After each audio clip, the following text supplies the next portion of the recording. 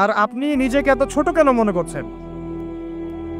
আপনিও আল্লাহর সেই বান্দা, যে বান্দা আমি, যে বান্দা আর 10 জন মানুষ।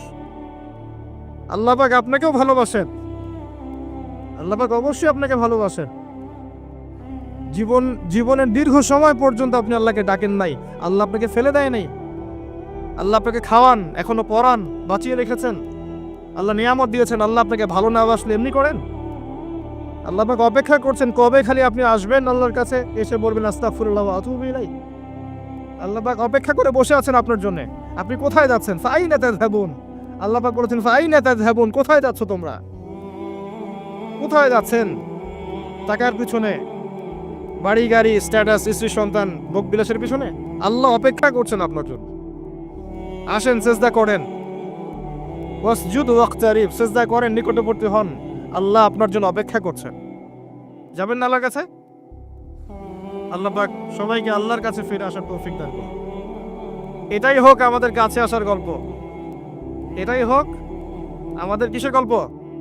কাছে আসার গল্প। আমাদের জেনার গল্প দরকার নাই। ওদের কাছে জেনা হচ্ছে কাছে আসার গল্প, যার ব্যাপারে আল্লাহ বলেছেন লা তাকরাবু জিনা, ওর ধারের কাছেও যেও না। আর তারা ওইটাকে বলবে কাছে আসার গল্প।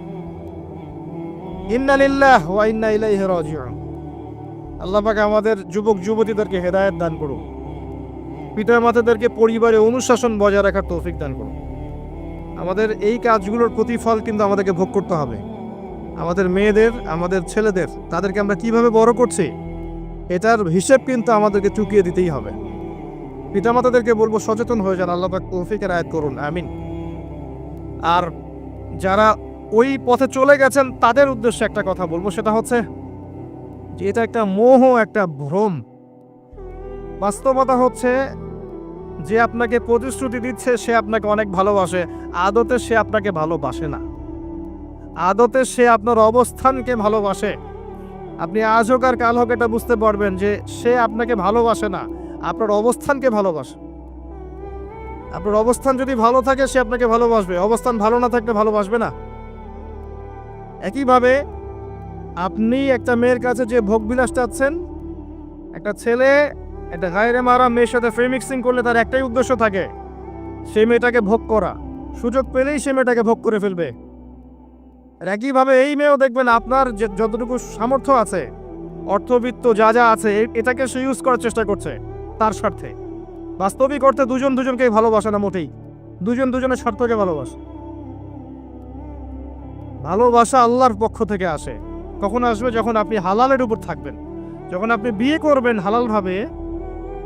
অচেনা একটা মেয়ের প্রতি দেখবেন আল্লাহ পাক এমন ডিভাইন একটা লাভ দিয়ে দিবেন, ওয়াজআলা বাইনাকুম মাওয়াজ্জাতা ওয়া রাহমা। আল্লাহ পাক তার পক্ষ থেকে উভয়ের মাঝখানে হৃদ্যতা, ভালোবাসা, মহব্বত দান করবেন। বলুন সুবহানাল্লাহ। এটা ডিভাইন, আল্লাহর পক্ষ থেকে আসবে, ঐশ্বরিক। আর বাকিটা হচ্ছে ঐশাচিক, শয়তানি, প্রবৃত্তির দাসত্ব, ভোগবাদী। এগুলো খেয়াল রাখবেন। এতে করে যা হবে, আপনি একবার আপনার ইজ্জত হারায় ফেললে কখনো ফিরে পাবেন না। অদ্ভুত বিষয়, মানে এই বিষয়গুলোকে আমরা কিছু মনেই করি না এখন। আমরা কিন্তু কিছু মনেই করি না, মনে করি এটা একটা মানে সোশ্যাল কালচার। গার্লফ্রেন্ড বয়ফ্রেন্ড থাকবে, একটা সোশ্যাল কালচার। এভাবে যে কত ছেলে কত মেয়ে, লক্ষ লক্ষ কোটি কোটি নিত্যদিন জেনা করছে, আল্লাহ ভালো জানে। আল্লাহ পাক আমাদের যুব সমাজকে হেদায়েত করুন, আমিন। আর যে প্রশান্তির জন্য আপনি তার কাছে যাচ্ছেন সেটা তার কাছে নাই। প্রশান্তি আছে কোরআনের কাছে, প্রশান্তি আছে নবীর সুন্নায়, প্রশান্তি আছে আল্লাহর জন্য সেজদায়। তার আল্লাহর জন্য আল্লাহকে স্মরণ করে আপনি কাঁদবেন, প্রশান্তি পাবেন। আল্লাহর জন্য কিছু কাজ করবেন, তার দিনের কোনো খেদমত করবেন, প্রশান্তি পাবেন। আল্লাহর কোরআনের 10টা আয়াত মুখস্থ করেন, মনে এমন শান্তি আসবে যেটা আপনি কোথাও পাবেন না। আমি চ্যালেঞ্জ করে বলছি আপনাকে, আপনি আল্লাহর কিতাবের আজকে গিয়ে 5টা আয়াত মুখস্থ করেন, অর্থটা পড়বেন, কয়েকবার চর্চা করেন, মানুষকে শোনান, আপনি মনে এমন একটা প্রশান্তি পাবেন যেটা পৃথিবীর কোনো জায়গায় পাবেন না। এখানে প্রশান্তি এত এত বেশি মাত্রায় আসবে, যার খবর যদি ওই পশ্চিমারা জানতো তাহলে আমার কলিজায় বোম মেরে উড়িয়ে দিত। কথা বুঝতে পারেন নাই? আল্লাহর পথে চললে যে প্রশান্তিটা পাওয়া যায়, এর খবর যদি ইসলামের শত্রুরা জানতো তাহলে মুসলিমদের কলিজায় পারমাণবিক বোমা মারত। তারা জানে না কি প্রশান্তি এখানে পাওয়া যায়। আপনি যে প্রশান্তির জন্য এখানে যাচ্ছেন এটা ওখানে নাই। কোরআনের কাছে আছে, সেজদায় আছে, নামাজে আছে, তাহাজ্জুদে আছে, আল্লাহর জিকিরে আছে। আর নেককার স্ত্রীর কাছে আপনি প্রশান্তি পাবেন। এটা আল্লাহ আপনাকে গিফট দিয়েছেন। আদম আলাইহিস সালামকে আল্লাহ পাক দিয়েছেন না? তার একাকী বোধ হচ্ছিল জান্নাতে, আল্লাহ পাক সঙ্গিনী সৃষ্টি করেছেন। এখানে আপনি প্রশান্তি পাবেন, বাকিগুলো প্রশান্তির উৎস নয়। পরে দেখা যাবে ওখানে ছাকা খেয়ে তারপরে মাদক সেবন করবে, তারপরে মিউজিকের কাছে যাবে, তারপরে দেখবেন যে পতিতালয়ে যাচ্ছে, তারপরে হয়তো গুন্ডামি করবে, জীবনটা উচ্ছৃঙ্খল হয়ে গেল। কেউ আত্মহত্যাও করবে, কারণ হচ্ছে ওই যে শুরুতে একটা মেয়ের সাথে প্রেম করে ছাকা খেয়েছে, ওখানে প্রশান্তি খুঁজেছে, শয়তানেদেরকে নিয়ে খেলেছে, একবারে দুজনের জীবন নষ্ট করে ফেলেছে। আদতে কি হলো, মুসলিম উম্মাহ থেকে 2টা নক্ষত্র ঝরে গেল। হয়তো ওই যুবককে দিয়ে দিনের কোনো খেদমত হতো, এখন আর হলো না। হয়তো ওই যুবক তার যৌবনকালটা ইবাদত করে কাটাতে পারতো, আরো সে ছায়া পেত, আর পেল না। শয়তান সাকসিড, শয়তান জিতে গেল। এই হচ্ছে বাস্তবতা। বাস্তবতা বোঝেন, আল্লাহর কাছে ফিরে আসেন, আল্লাহ আপনার অপেক্ষা করছেন। আসবেন না আল্লাহর কাছে?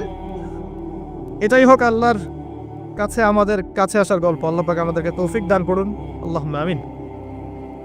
তো সুন্নাতের কথা বলতে গিয়ে আসলাম। নবী সাল্লাল্লাহু আলাইহি ওয়াসাল্লামের সুন্নাহ আমরা যেন আমাদের সামগ্রিক জীবনে পালন করার চেষ্টা করি, আল্লাহ পাক চেষ্টাটা যেন কবুল করেন, আমিন।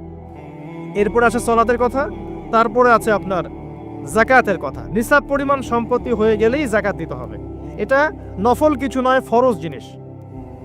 যদি আপনি সামর্থ্যবানদের যাকাতগুলো কালেক্ট করতে পারতেন, কেউ যদি পারত, দেখতেন এই যাকাতের অর্থগুলো দিয়ে এত মানে বিগ প্রজেক্ট করা যেত, যেটা আপনি কল্পনা করতে পারবেন। এটা কিন্তু নফল কিছু নয়, দিতেই হবে, বাধ্যতামূলক। যাকাত আল্লাহ পাক এই জন্য ফরজ করেছেন যাতে করে সমাজের মধ্যে ধনী এবং গরিবের সাম্য বজায় থাকে। এটা গরিবের হক। যাদের উপর যাকাত ফরজ হয়েছে তারপরেও যাকাত দিচ্ছে না, এদের সম্পত্তিগুলোকে আল্লাহ পাক কিয়ামতের দিন গলাবেন, মানে ধাতুতে পরিণত করে গলাবেন, গলিয়ে কপালে, গালে, পিঠে, চেহারায় লেপটে দিবেন। বলেন নাউজুবিল্লাহ। সূরা তাওবা পড়ে দেখেন, সূরা তাওবার মধ্যে এটা আছে। সম্পত্তি গলানো হবে, গলে একটা সোনা, তামা, ব্রোঞ্জ এগুলো গলালে কেমন হবে? এগুলো উত্তপ্ত করে যদি গায়ে লাগিয়ে দেওয়া হয় কেমন শাস্তি হবে? বলা হবে এটাই সেই তোমার সম্পদ যা তুমি সঞ্চয় করেছিলে, আজকে এটা আযাব ভোগ করো। নাউজুবিল্লাহ। এটা সমাজের সাম্য বজায় রাখে, গরিব আর ধনীর মধ্যে একটা ব্যালেন্স বজায় রাখে। এটা গরিবের হক। যখন আমরা যাকাত দিব না, গরিব মানুষের মাথাপিছু যে মানটা আছে জীবনযাত্রা, এটা আরো কমে যাবে। এটাতে শুধুমাত্র একটা রাষ্ট্রেরই উপকার হয় না, ব্যক্তি পর্যায়ে উপকার হয়। যখন ব্যক্তি পর্যায়ে যাকাত চলে যাবে সবার হাতে হাতে, দেখবেন আজকে যে খেতে পারছে না সে কালকে দুবেলা খেতে পারবে ইনশাআল্লাহ। আর অনেক মুসলিম আছি আমরা যারা সালাত পড়ি, যাকাত দেই না, আছি না? যাকাতকে আমরা ফরজই মনে করি না। যদি বলা হয় ইসলামের 5টা পিলার বলেন, বলবে কালিমা, নামাজ, রোজা, হজ, যাকাত। যাকাত সবচেয়ে শেষে, তাই না? যাকাতকে পাঠাইছে সবচেয়ে শেষে, অথচ আল্লাহ বলেছেন কালিমা, তারপরে সালাত, তারপরে যাকাত, তারপরে সাওম, তারপরে হজ। যাকাতকে গুরুত্ব দিন, এটা ইসলামিক অর্থনীতির মূল ভিত্তি। যাকাতের উপরে আল্লামা তাকি উসমানী শাইখের একটা বই আছে, এই বইটা পড়তে পারেন, অত্যন্ত চমৎকার। যাকাত নিয়ে বিস্তারিত আলোচনা করা হয়েছে এবং যাকাত কিভাবে মানবতার উপকার করবে এটা বলা আছে। আজকে এটা টপিক না, আমি না হলে অনেক লম্বা কথা বলতে পারতাম। আল্লাহ পাক আমাদের সবাইকে যাকাত দেওয়ার তৌফিক দান করুন, আমিন। এরপরে সওমের কথা বলেছেন, সওম ইনশাআল্লাহ সামনে আসবে, আমরা সবাই রাখবো। আল্লাহ পাক আমাদের সবাইকে 30টা সওম, পুরো মাস সওম রাখার তৌফিক দান করুন, আমিন। এবং সওমটা শুধু না খেয়ে থাকার, পিপাসার্ত থাকার নাম নয়, বরং আল্লাহ পাকের যাবতীয় নিষেধ ছেড়ে দেওয়ার নাম কিন্তু সওম। এটা একটা হিজরত, মানে আল্লাহ পাক যত বিষয় নিষেধ করেছেন এগুলোকে ছেড়ে দেওয়ার নাম কিন্তু রোজা বা সওম। শুধু না খেয়ে থাকার নাম সওম নয়। না খেয়ে থেকে কেউ যদি গালি দেয়, গীবত করে, সুদ খায়, জিনা করে, তার কি রোজা হবে? হবে না। আল্লাহ পাকের নিষেধগুলো বর্জন করলে পরে রোজা হবে ইনশাআল্লাহ। এর উদ্দেশ্য কি? তাকওয়া অবলম্বন করা। কুতিবা আলাইকুমুস সিয়াম কামা কুতিবা আলাল্লাযিনা মিন ক্বাবলিকুম লাআল্লাকুম তাত্তাকুন। উদ্দেশ্যটা কি? লাআল্লাকুম তাত্তাকুন। আল্লাহ পাকের নিষেধ না ছাড়লে কি কেউ তাকওয়া অবলম্বন করতে পারবে? অতএব সিয়ামের মূল উদ্দেশ্য কি? তাকওয়া অবলম্বন করা, আল্লাহ পাকের যাবতীয় নিষেধগুলোকে বর্জন করা। আল্লাহ পাক আমাদেরকে সিয়াম রাখার মতো রাখার তৌফিক দান করুন। রমজান মাসে আমরা ইফতার করাবো বেশি বেশি ইনশাআল্লাহ। বেশি বেশি মানুষকে ইফতার করাবেন, বেশি বেশি নফল দান সাদাকা করবেন, যাকাতগুলো দিয়ে দিবেন। রমজান মাসে কিয়ামুল লাইল করবেন, তারাবির নামাজ সুন্দর করে লম্বা করে পড়বেন। রাকাত সংখ্যা নিয়ে ঝগড়া করেন না। আমরা যে কাজগুলো করি ঝগড়াটা বেশি করি।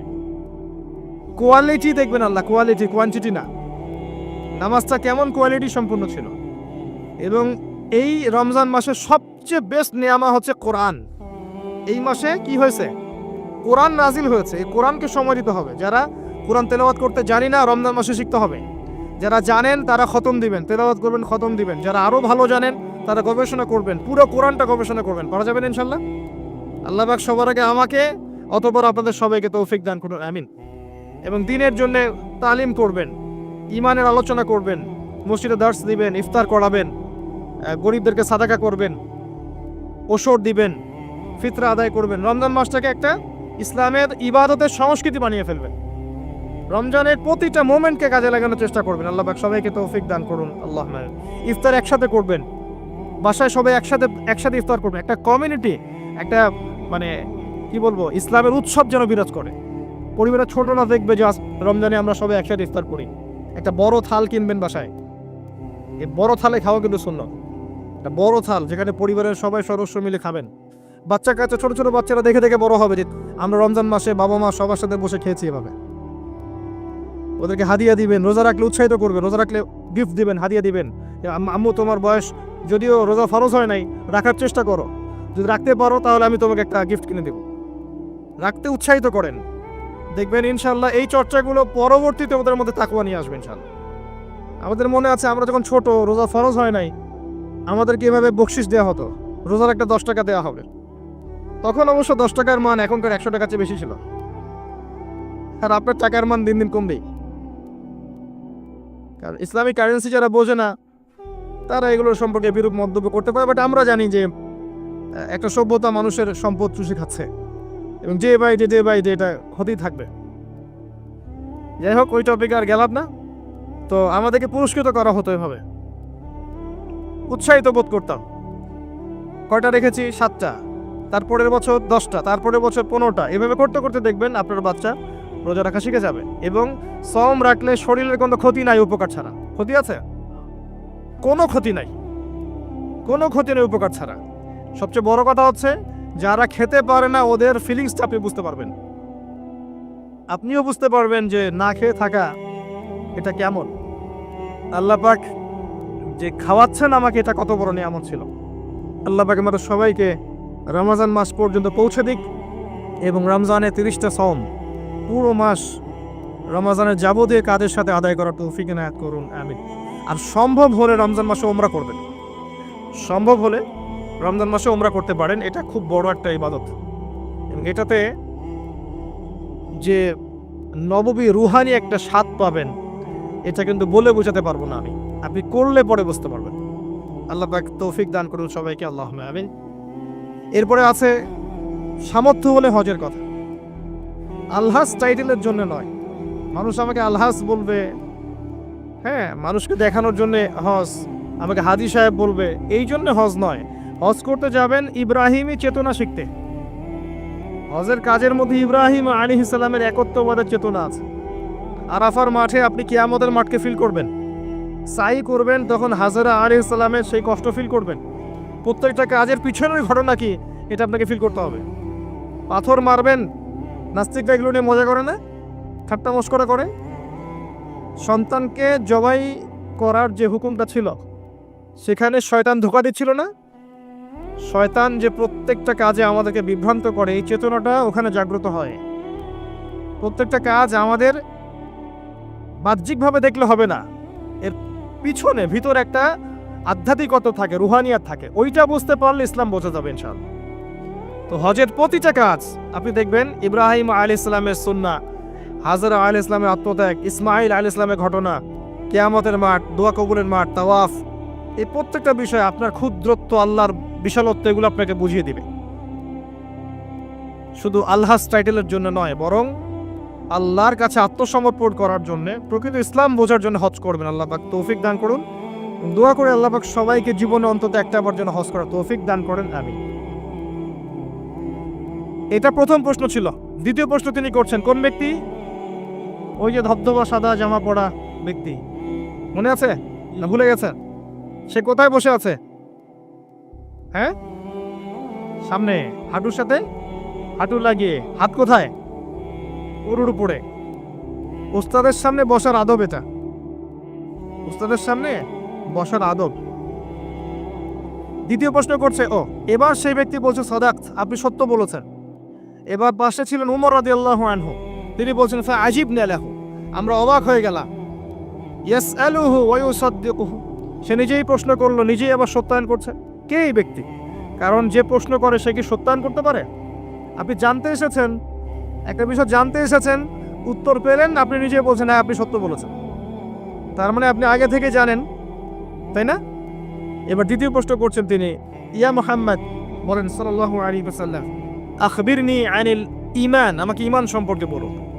এখন নবী সাল্লাল্লাহু আলাইহি ওয়াসাল্লাম বলছেন, আল ঈমান, ঈমান হচ্ছে আন তুমিনা বিল্লাহ, তুমি বিশ্বাস করবে প্রথমত এক আল্লাহর প্রতি, ওয়া মালাইকাতিহি, তার ফেরেশতা মণ্ডলীর প্রতি, ওয়া কুতুবিহি, সমস্ত আসমানি কিতাবের প্রতি, ওয়া রুসুলিহি, সমস্ত নবী রাসূলগণের প্রতি, ওয়াল ইয়াউমিল আখির, পরকালের জীবনের প্রতি। 6 নাম্বার, ওয়া আন তুমিনা বিল কদরি খাইরিহি ওয়া শাররিহি, এবং তুমি ঈমান আনবে, বিশ্বাস করবে তাকদীর বা ভাগ্যের ভালো মন্দের প্রতি। এই 6টা বিষয়ের প্রতি মনে বিশ্বাস করবে, মুখে স্বীকার করবে এবং কাজে বাস্তবায়ন করবে, এর নাম হচ্ছে ঈমান। মনে থাকবে?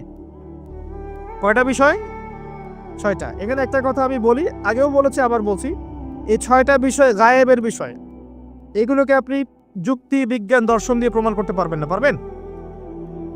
পারবেন না। পরীক্ষা নিরীক্ষা, যুক্তি, বিজ্ঞান, দর্শন দিয়ে ল্যাবরেটরিতে বসে কি আল্লাহ, ফেরেশতা, আসমানি কিতাব, নবী রাসূল, পরকাল পরীক্ষা করা যায়? যায় না। এগুলো কিসের বিষয়? গায়েবের বিষয়। আল্লাযীনা ইউমিনুনা বিল গায়ব, মুত্তাকি কারা? যারা গায়েবে বিশ্বাস করে, এদের জন্যই হচ্ছে আলিফ লাম মিম যালিকাল কিতাব লা রাইবা ফি হুদাল লিল মুত্তাকিন। তো ঈমানের 6 পিলারকে 3টা কাজ করতে হবে: মনে বিশ্বাস, মুখে স্বীকৃতি এবং কাজে বাস্তবায়ন। যারা শুধু বিশ্বাসটাকেই সবকিছু মনে করে, এদেরকে বলা হয় মুরজিয়া বা শৈথিল্যবাদী। আর যারা কাজ করতে গেলেই পান থেকে চুন খসলেই কাউকে কাফের বলে ফেলে, এদেরকে বলা হয় খাওয়ারেজ বা খারেজি। আহলে সুন্নাহ ওয়াল জামায়াতের আকীদা হচ্ছে মাঝখানে। ঈমানের বেইস হচ্ছে দুটো জিনিস: মনে বিশ্বাস, মৌখিক স্বীকৃতি। কাজে বাস্তবায়ন হচ্ছে ফুরু বা শাখা।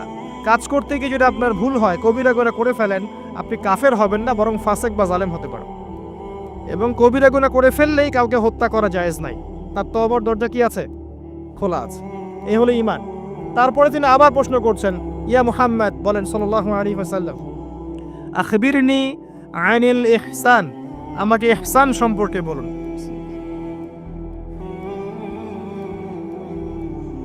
তখন নবী সাল্লাল্লাহু আলাইহি ওয়াসাল্লাম বলছেন, আল ইহসান, ইহসান হচ্ছে আন তা'বুদাল্লাহা কাআন্নাকা তারাহ, তুমি এমন ভাবে আল্লাহর ইবাদত করবে যেন তুমি আল্লাহকে দেখতে পাচ্ছ।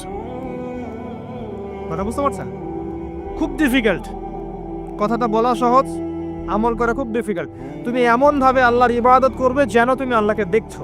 ওয়া ইল্লাম তাকুন তারাহ ফাইন্নাহু ইয়ারাক, যদি তুমি আল্লাহকে দেখতে না পারো তাহলে জেনে রাখবে আল্লাহ তোমাকে দেখছে। এই কনসিয়াসনেসের নাম হচ্ছে ইহসান, আত্মশুদ্ধি, আল্লাহ কনসিয়াসনেস। যদি কারোর মধ্যে ইহসান থাকে, সে কি পাপ করতে পারবে? কেউ যদি ফিল করে যে আল্লাহ আমাকে দেখছেন, প্রত্যেকটা কাজে, ইবাদতে, ব্যবসায়, মুআমালাতে, সামাজিক বিষয়ে, চাকরি বাকরি, ওয়ার্ল্ড অ্যাফেয়ার্স, প্রত্যেকটা বিষয়ে যদি কেউ মনে করে আল্লাহ আমাকে দেখছেন, তাহলে কি কারো পক্ষে পাপ করা সম্ভব? এই চেতনাটা আল্লাহ পাক জাগ্রত করতে বলেছেন। আল্লাহ পাক আমাদের সবাইকে আমলে, আকীদায়, মুআমালাতে ইহসান দান করুন, আল্লাহুম্মা আমিন। আর এই ইহসানের সাথে একটা শব্দ সম্পর্কিত, এর নাম হচ্ছে তাকওয়া।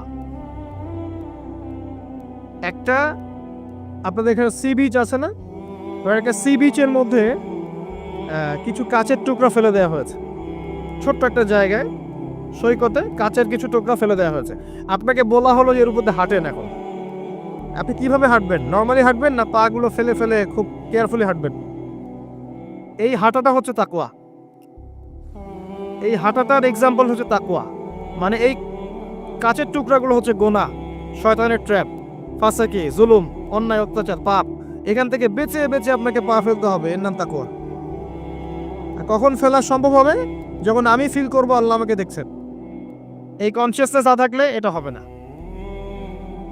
টেবিলের তল দিয়ে আপনি ঘুষ দিচ্ছেন, যে নিচ্ছে সে যদি ওই সময় চিন্তা করে আল্লাহ আমাকে দেখছেন, নিতে পারবে? ব্যবসা করছেন, মাপে ওজন কেউ দেখছে না, কাস্টমার দেখে নাই, আপনি দেখছেন, বুঝতে পারছেন। আপনি যদি ওই সময় চিন্তা করেন যে আল্লাহ আমাকে দেখছেন, এ দেখে নাই, আপনি কম দিতে পারবেন? পারবেন না।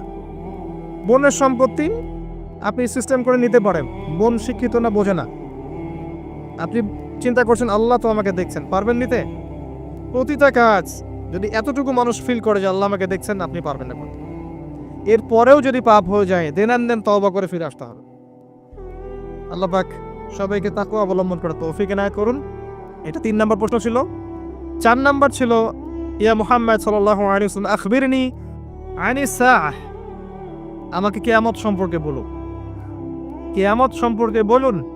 নবী সাল্লাল্লাহু আলাইহি ওয়াসাল্লাম বলেন, মাল মাসউলু আনহা বিআ'লামা মিনাস সাইল, এই বিষয়ে প্রশ্নকারী এবং উত্তরদাতা উভয়ের জ্ঞানীর সমান। প্রশ্নকারীর চেয়ে উত্তরদাতা বেশি জানে না। মানে এই বিষয়ের চূড়ান্ত জ্ঞান আল্লাহ ছাড়া কারো জানা নাই। কবে, কোন সালে, কোন ডেটে, কি বারে কিয়ামত হবে কেউ বলতে পারবে? কেউ পারবে না। প্রশ্ন করলেন এই ব্যক্তি, এবং 4টা মৌলিক প্রশ্নের একটা তিনি করলেন, কিয়ামত কবে হবে। 4টা মৌলিক প্রশ্নের একটা হচ্ছে কিয়ামত কবে হবে। তাহলে কিয়ামত সম্পর্কে সচেতনতা, এটা আসলে নিছক কোনো জ্ঞান নয়, তাই না? কিয়ামত সম্পর্কে সচেতনতা, এটা কিন্তু অহেতুক কোনো জ্ঞান চর্চা নয়। এবং 4টা মৌলিক প্রশ্নের একটা করা হয়েছে, কিয়ামত কবে হবে। যদি আপনি সবগুলোকে ভাগ করেন, 25% হচ্ছে এই প্রশ্নটা। কথা বুঝতে পারছেন? এটা 25%। এবার নবী সাল্লাল্লাহু আলাইহি ওয়াসাল্লাম বললেন, আমি জানি না, মাল মাসউলু আনহা বিআ'লামা মিনাস সাইল। তারপরে তিনি আবার প্রশ্ন করলেন, ফাখবিরনি আন আমারাতিহা, তাহলে আমাদেরকে কিয়ামতের কিছু আলামত বলে দিন। আবার প্রশ্ন করার কি দরকার ছিল, যখন নবীজি বললেন আমি জানি না? যদি বিষয়টা গুরুত্বপূর্ণ নাই হয়ে থাকে, যদি বিষয়টা গুরুত্বপূর্ণ না হয়ে থাকে, আবার কাউন্টার প্রশ্ন করার কি দরকার ছিল? তিনি আবার প্রশ্ন করলেন, তাহলে আলামত বলে দিন। এবার নবীজি বলছেন 2টো আলামত। কয়টা বলছেন এই হাদিসে? 2টো। একটা হচ্ছে আন তালিদাল আমাতু রাব্বাতুহা, যখন দেখবে দাসী তার মনিবকে জন্ম দিচ্ছে। মানে একবার ব্যাখ্যা করেছি, সমাজের ন্যায় অন্যায়, হক বাতিল, সত্য মিথ্যার মানদণ্ডটা উল্টে যাবে, হালাল হারামের মানদণ্ড উল্টে যাবে।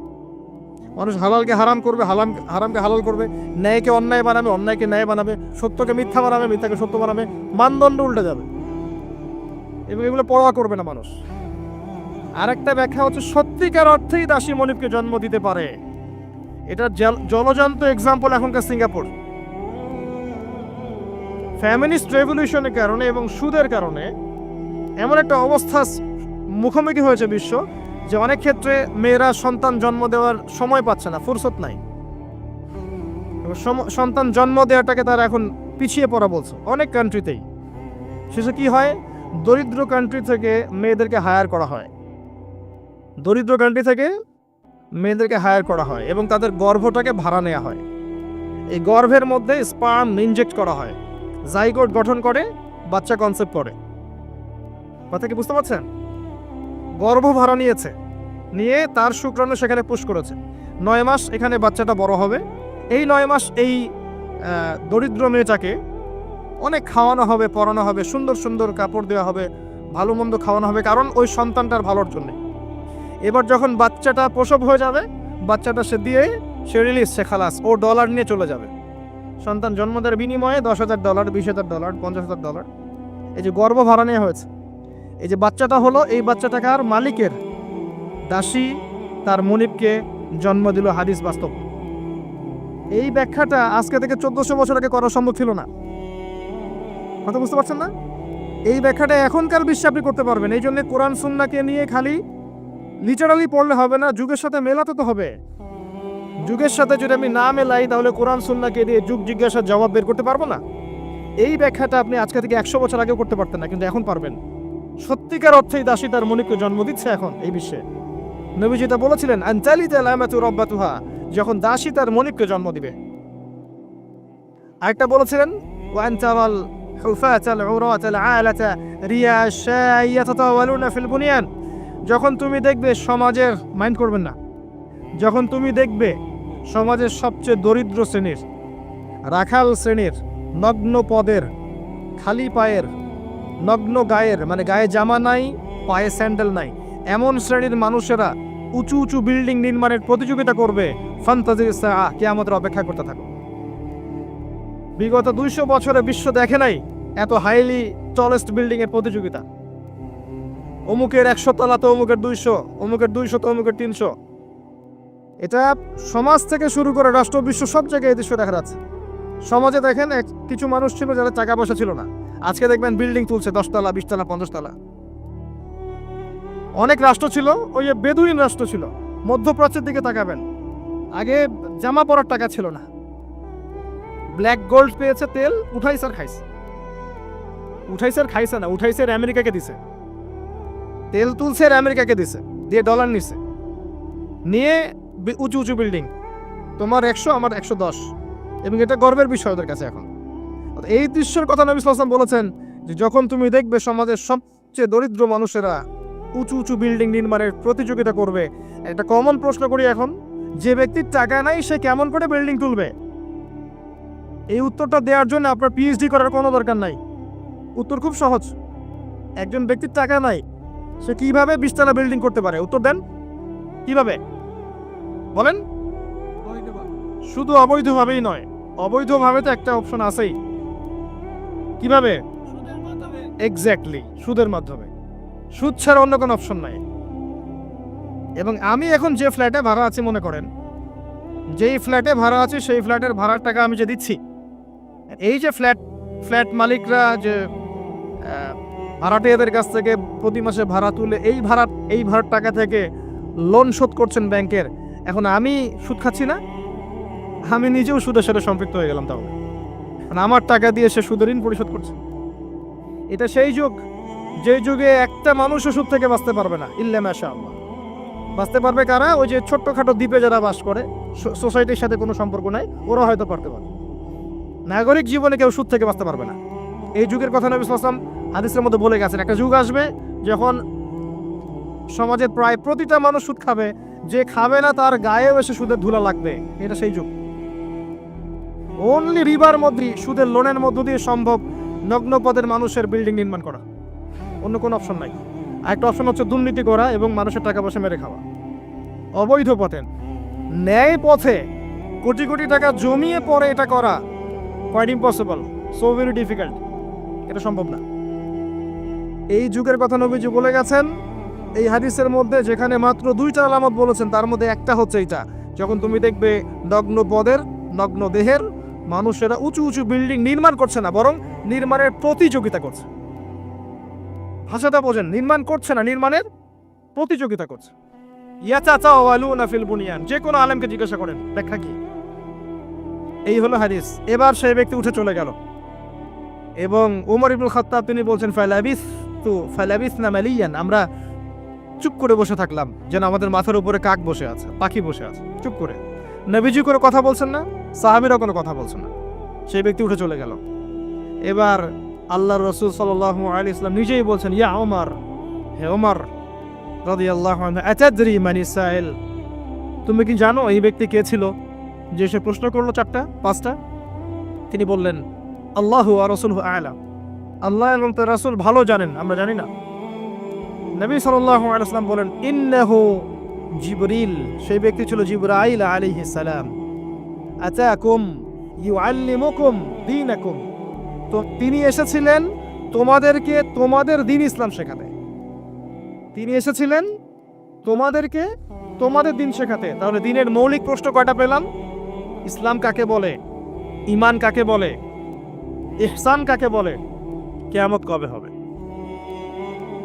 এই একটা হাদিস যথেষ্ট আমাদের হেদায়েতের জন্য এই একটা হাদিস যদি আমরা বুঝে থাকি আমাদের জন্য যথেষ্ট হেদায়েতের জন্য আসেন সামারি করে ফেলি প্রথম থেকে শিখলাম যে আল্লাহর জন্য যখন আসবেন মসজিদে টিপটাপ পরিপাটি হয়ে আসবেন উত্তম পোশাক পরে আসবেন ওস্তাদের কাছে যখন যাবেন জ্ঞান শিখতে আদবের সাথে বসবেন এবং প্রশ্ন করবেন আদবের সাথে প্রথম প্রশ্ন ইসলাম সম্পর্কে ছিল।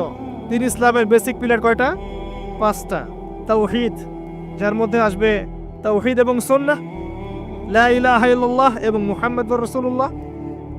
এরপরে আসবে সালাত, 5 ওয়াক্ত সালাত কায়েম করা, তারপরে যাকাত প্রদান করা, রমাদান মাসের সাওম এবং সামর্থ্য হলে হজ। ইসলাম হয়ে গেল। ইসলামই একমাত্র জীবন ব্যবস্থার বাইরে কিছু আছে? কেউ তালাশ করলে কবুল করা যাবে? যাবে না। এটা মেনে নেওয়ার পর আমলে ভুল হলে কি করতে হবে? তওবা করে ফিরে আসতে হবে। আল্লাহ পাক ইনশাআল্লাহ মাফ করে দিবেন। যদি কোনো ব্যক্তি আল্লাহর সাথে শিরিক না করে, কবিরা গুনাহ থেকে দূরে থাকে, আশা করা যায় আল্লাহ পাক তার সমস্ত সগীরা গুনাহ মাফ করে দিবেন ইনশাআল্লাহ। হতাশ হবেন না, আল্লাহ আপনার অপেক্ষায় তার কাছে ফিরে আসুন। তারপর ঈমান, কয়টা পিলার? 6টা। কয়টা পিলার? 6টা। প্রথমটা কি? আল্লাহ বিশ্বাস, ফেরেশতাগণে বিশ্বাস, নবী রাসূলগণে বিশ্বাস, আসমানি কিতাব সমূহে বিশ্বাস, পরকালের জীবনে বিশ্বাস এবং ভাগ্যের ভালো মন্দে বিশ্বাস। এই 6টাকে কি করব? মনে বিশ্বাস করব, মুখে স্বীকার করব, আর কাজে বাস্তবায়ন করব। কাজে বাস্তবায়ন করতে গিয়ে যদি ভুল হয়ে যায় তখন কি করবেন? কাফের হয়ে যাবে? সে তওবা করে ফিরে আসার সুযোগ আছে। এরপরের ইহসান কাকে বলে? ইসলাম পালন করতে গিয়ে এমনভাবে করা, আল্লাহর ইবাদতটা এমনভাবে করা যেন আমি আল্লাহকে দেখছি, আল্লাহকে হাজির নাজির মনে করে কাজ করা। আর যদি আমি আল্লাহকে দেখতে না পাই, মনের মধ্যে চেতনা থাকবে কি? আল্লাহ আমাকে দেখছেন। তারপরে কনসিয়াসনেস, সময় কম, কিয়ামত কবে হবে। আমরা শেষ জামানায় বাস করছি, সময় শর্ট। এখানে 2টা আলামত বলা আছে, বাকি বহু হাদিস আছে, শত শত, যেখানে আরো হাজার হাজার আলামত আছে, হাজার হাজার। এই যে মানুষ দুনিয়াদার হয়ে যাচ্ছে বেশি বেশি, আলামতে সাআ। মসজিদের মধ্যে ফিতনা হচ্ছে না এখন, আলামতে সাআ। মসজিদ চাকচিক্যময় হচ্ছে না, তাজমহলের মতো, কি আমাদের সাইন। মেয়েদের সংখ্যা বাড়ছে না, ছেলেদের সংখ্যা কমছে না, সাইন। মেয়েরা ছেলেদের পোশাক করছে না, ছেলেরা মেয়েদের পোশাক করছে না, সাইন। সময় সংক্ষিপ্ত হয়ে আসছে না, বেশি বেশি মহামারী, বন্যা, ঘূর্ণিঝড়, জলোচ্ছ্বাস এগুলো ছড়াচ্ছে না, বেশি থেকে বেশি হচ্ছে, সাইন। অসংখ্য সাইন। মুসলিমদের উপর নির্যাতন বাড়ছে না, বিশ্বে হত্যা বাড়ছে না, কিলিংস বাড়ছে না, মুসলিমদের বিভক্ত হচ্ছে না বিভিন্ন দলে দলে, সাইন। কত সাইন নেবেন, শেষ করা যাবে না। এমনকি চাঁদ যেটা দেখছেন এটা ফেটে গেছে। চাঁদ যেটা দেখছেন না, এটা ফাটল ধরা, চাঁদ পরিপূর্ণ নয়, ফাটা আছে, এটাও কিয়ামতের সাইন। এবং পৃথিবী পানি শূন্য হচ্ছে, এগুলো সাইন। জলবায়ুর পরিবর্তনগুলো সাইন। অনেক বিষয় আছে যেগুলো আপনি আখিরুজ্জামানের বইগুলোতে পাবেন। কিতাবুল ফিতান অধ্যায়গুলো পড়েন, আলামতুস সাআগুলো পড়েন, পাবেন। এখানে জাস্ট 2টা বলা হয়েছে। দাসী মণিককে জন্ম দেয়া মানে সমাজের মানদণ্ড উল্টে যাবে, ন্যায় অন্যায় হকবাদের সত্য মিথ্যার মানদণ্ড উল্টে যাবে। আর সমাজের সবচেয়ে নিকৃষ্ট শ্রেণীর মানুষেরা দেখবেন ওই যে টলেস্ট বিল্ডিং এর প্রতিযোগিতা করছে, রিবার মাধ্যমে, দুর্নীতির মাধ্যমে এবং অন্যায় অত্যাচারের মাধ্যমে জুলুমটা বাড়বে। আরেকটা হাদিসে আছে, যখন আমানতের খেয়ানত করা হবে, সাহাবীরা বললেন যখন আমানতের খেয়ানতটা বুঝলাম না কিভাবে। নবীজি বললেন যখন অযোগ্য ব্যক্তিকে, অনুপযুক্ত ব্যক্তিকে দায়িত্ব দেওয়া হবে তখন বুঝে নিবে এটা আমানতের খেয়ানত। আর এটা সব ক্ষেত্রেই, ধর্মীয় ক্ষেত্রে, সামাজিক ক্ষেত্রে, সব ক্ষেত্রে, সব ক্ষেত্রে। আল্লাহ পাক আমাদেরকে কিয়ামতের আলামতগুলো বোঝার তৌফিক দান করুন।